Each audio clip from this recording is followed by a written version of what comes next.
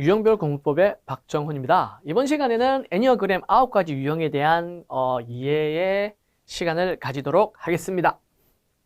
애니어그램은 많은 사람들이 잘 모르시더라고요. 그래서 애니어그램에 대한 먼저 기본 설명부터 드리도록 하겠습니다. 애니어그램은요, 인간의 기본적인 두려움이 만들어내는 그 방어 기제인 욕구, 그리고 그 욕구를 충족하고자 하는 욕구의 왜곡이 인생 전반에 걸쳐서 행동의 의도가 됩니다. 예를 들어서 사람들 중에서 사랑받을 가치가 없다라는 두려움을 가지고 있는 사람들이 있어요.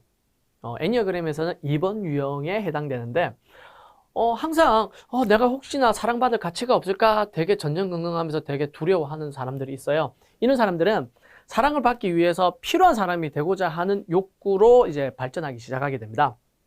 그래서 이러한 욕구가 타인의 환심을 사기 위해서 먼저 베풀려고 그래요. 그리고 그를 베풀고 나서 타인의 평가와 인정을 받고자 하죠. 그래서 타인의 평가와 인정에 집착하게 되는 경향을 보이게 됩니다. 자, 이러한 특징을 가지고 있는 사람들은 평생을 가면서 다른 사람들을 먼저 도와주고 챙기고 다른 사람들의 인정과 평가를 계속 집착하게 돼요. 그러면 여기에서 이제 MBTI가 이제 이제 MBTI 유형이 이제 한 초등학교 4, 5학년부터 이제 뚜렷해지기 시작하게 되는데, 그때부터는 본인의 이러한 욕구를 충족하기 위한 방법으로서 MBTI 유형대로 살아가게 되는 거죠. 그래서 애니어그램은 크게 이렇게 9가지 유형이 있습니다.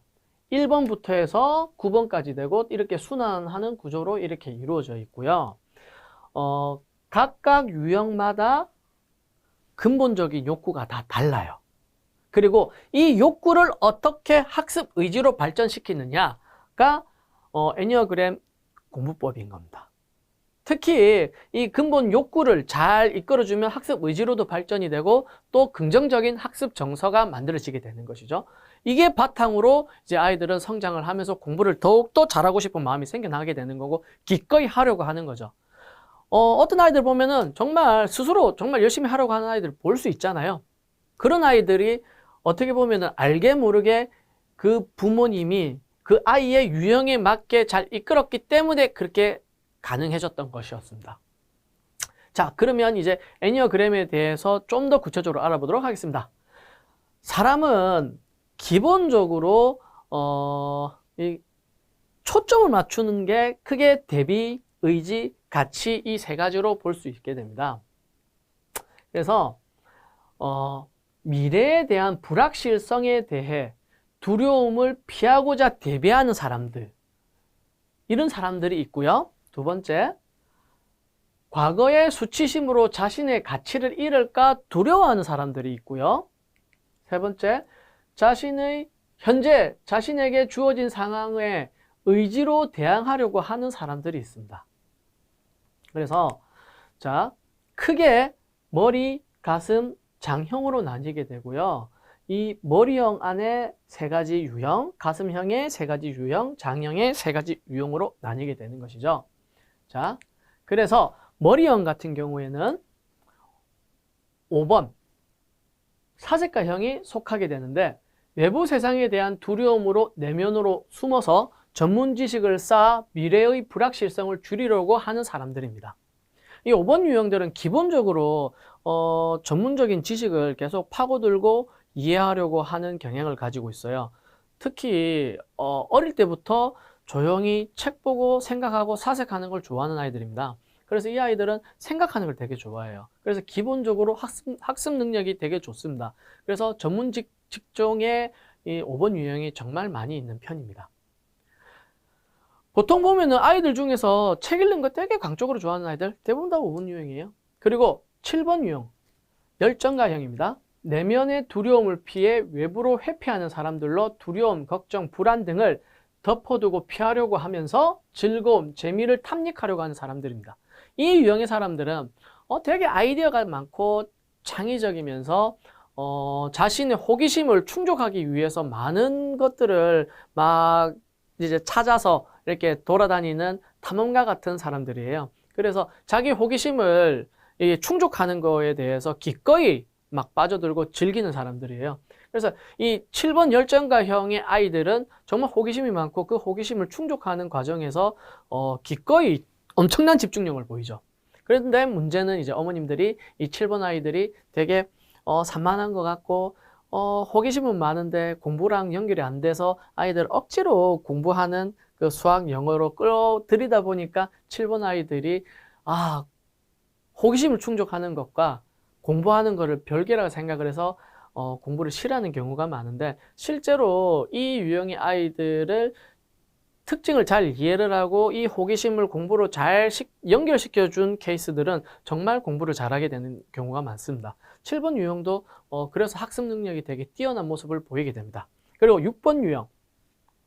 자, 6번 유형 같은 경우에는 내부와 외부의 두려움을 피해서 밖으로 혹은 안으로 숨는 사람들로 불안감이 높고 안정을 추구하면서 어느 조직이나 집단에 속하려고 하는 사람들입니다. 그래서 책임감과 의무가 되게 많고 되게 신뢰가 가는 사람들이죠. 그래서 6번 유형의 학생들은 공부를 혹시 안 하면 나중에 큰일 날까 봐 뭔가 내가 버림을 받거나 어떻게 떨어져 나갈까 봐 되게 불안한 마음에 정말 열심히 하는 경향이 있습니다. 하지만 되게 불안감이 많기 때문에 공부에 확신이 생기지 않으면 정말 방황하는 경향을 보이게 되죠. 그런데 이 6번 유형도 정말 자기가 해야 되는 본분을 다하려고 하는 경향을 보이기 때문에 정말 공부를 잘 하는 경향을 보이게 됩니다. 그래서 머리형은 대체로 공부와 좀 연결이 되는 아이들이죠.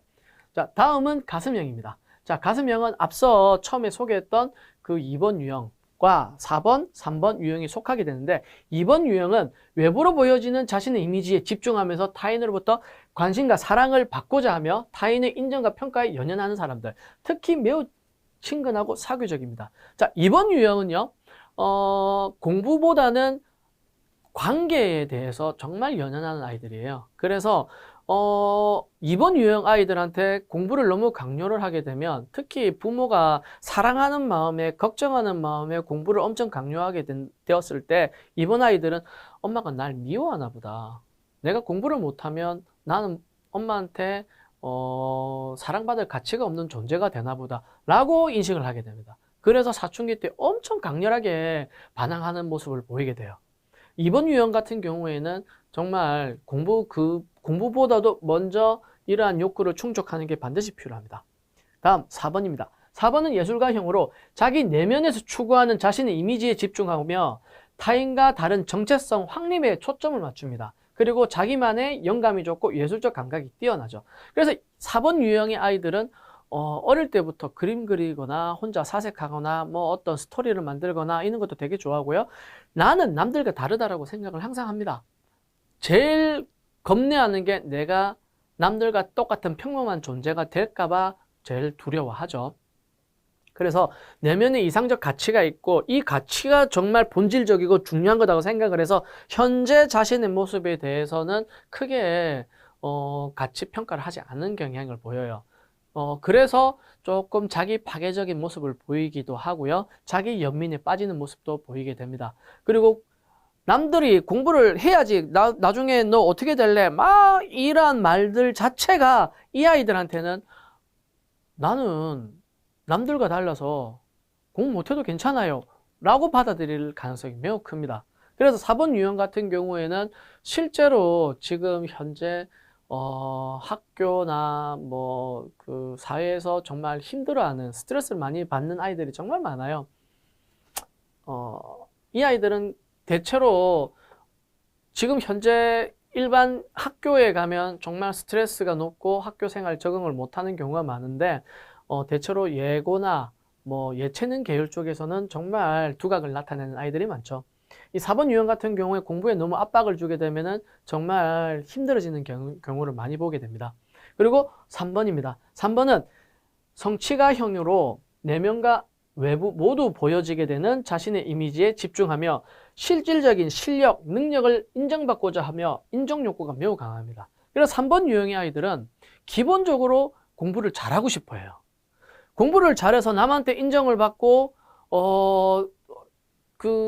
좋은 평가를 받고 싶은 욕구가 엄청 강합니다. 그래서 어릴 때부터 3번 유형의 아이들은 진짜 열심히 해요.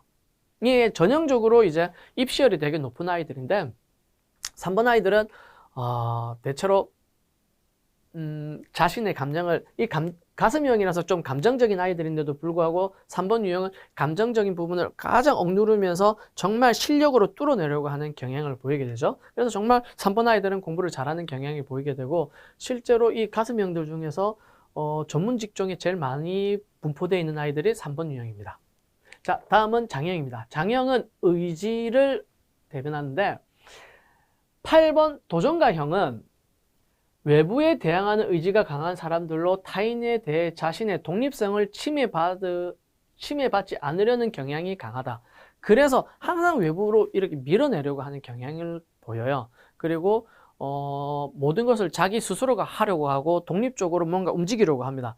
그래서 상당히 리더십도 강하고 어디 가나 자기가 대장을 하려고 하죠. 이 8번 유형의 아이들은 공부할 때도 남의 도움을 잘 안 받으려고 그러고 되게 좀 마음이 급해요. 그래서 좀 실수가 많고 욱하는 경향이 강해요. 그래서 8번 아이들은 좀 다른 사람들과 좀 마찰도 심하고 좀 싸움도 많이 하고 좀 직설적이고 이런 경향을 보이게 됩니다. 자, 다음은 1번입니다. 1번은 내면의 나태에 대항하려는 의지가 강하여 자신의 기준에 부합하려는 경향이 강하다. 완벽주의적 강박이 심하며 매우 성실하고 책임감이 강한 사람들이다.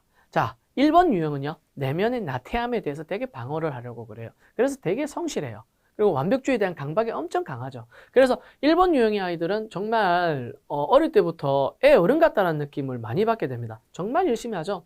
하지만 너무 지엽적이거나 너무 꼼꼼함에 빠져들어가지고 빠르게 진도 나가지 못하고 큰 그림을 보지 못하는 경우가 있습니다. 그래서 1번 유형의 아이들은 좀 멘토가 잘 이끌어주기만 하면 정말 큰 포텐셜을 보이는 아이들이죠. 그렇지만 혼자 놔두면 그 완벽주의 강박에 빠져서 딱 자기의 한계를 딱 지어버리고 그 밖을 나가지 못하게 되는 경향을 보이게 됩니다. 그리고 이제 9번 유형입니다.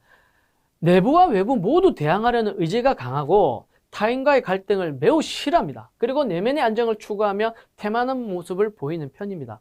자, 이 강한 의지를 외부와 내면에 계속 보이다 보니까 되게 에너지가 빠져버린 거예요. 그러다 보니 편하게 있고 싶다. 갈등이 싫다. 그냥 이 안정된 상태가 좋아 하는 게 이 9번 유형의 특징입니다. 그래서 9번 유형의 아이들은 막 쪼아대거나 뭔가 해야 된다고 푸시를 하거나 하게 되면 이 아이들은 안 하려고 엄청 완강하게 저항을 해요. 그런데 주변 동료나 이런 사람들하고 갈등도 없고 술에 물 탄 듯 물에 술 탄 듯 그렇게 평화로운 안정된 이런 모습을 보이게 되죠. 그래서 이런 태만한 모습 때문에 이 9번 유형의 아이들을 키우는 부모님의 마음은 쏙 터집니다. 하지만 어쩔 수가 없어요. 그래서 9번 유형의 아이들은 이 안정된 상황에서 사람들과의 관계를 이용을 해서 이끌어 나가는 그 지혜가 필요하죠. 그래서 좀 시간이 많이 필요한 아이들입니다. 그 애니어그램의 이제 번호 순서대로 이제 다시 한번 정리해 보도록 하겠습니다.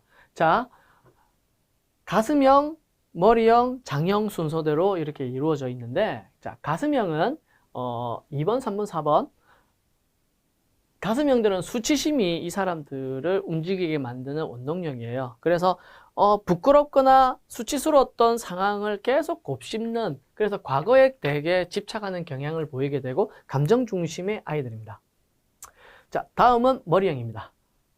5번, 6번, 7번이 해당이 되고 이 아이들은 혹시나 나중에 큰일 날까봐 하는 두려움, 나중에라는 미래에 대한 초점을 맞추게 되고요. 그래서 항상 머리 중심으로, 사고 중심으로 생각하는 사람들이죠.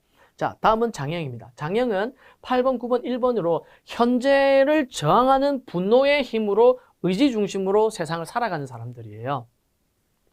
자, 이상으로 애니어그램 9가지 유형에 대한 설명을 마치도록 하겠습니다. 감사합니다.